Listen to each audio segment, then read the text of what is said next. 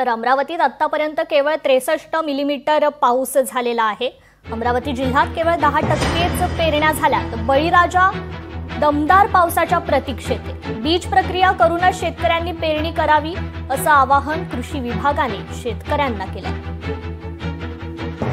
पर्यंत अमरावती जिल्ह्यात जवळपास 62 mm सरासरी पाऊस झालेला आहे। सरासरीचा विचार जर केला तर हे 60 ते 65% दरम्यान पाऊस आता या आठवड्यात बऱ्यापैकी सुरू झालेला आहे। त्याच्यामुळे पेरणी या आठवड्यात पेरणीने गती घेतलेली आहे। बुधवारपर्यंतची जर आकडेवारीचा विचार केला तर 45,000 हेक्टरची फक्त पेरणी होती।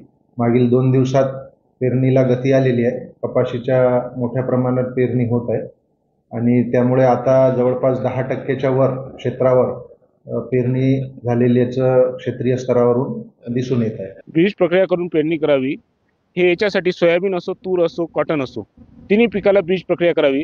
बीज प्रक्रिया म्हणजे कसं आहे, ही जे लहान पोराला लस देतो आपण, लस कशासाठी देतो? लहान पोरांना जे रोग येतात सुरुवातीला त्याच्यापासून बचावासाठी। तर तशाच प्रकारे ही बीज प्रक्रिया आहे। जेव्हा आपलं झाड लहान असते 20 ते 25 दिवसापर्यंत ही बीज प्रक्रिया आपल्या झाडांना प्रोटेक्शन देते वेगवेगळ्या किडी व रोगांपासून। त्यामुळे बीज प्रक्रिया करूनच लावावी। लोकशाही मराठी ऐका, पहा, जागरूक रहा।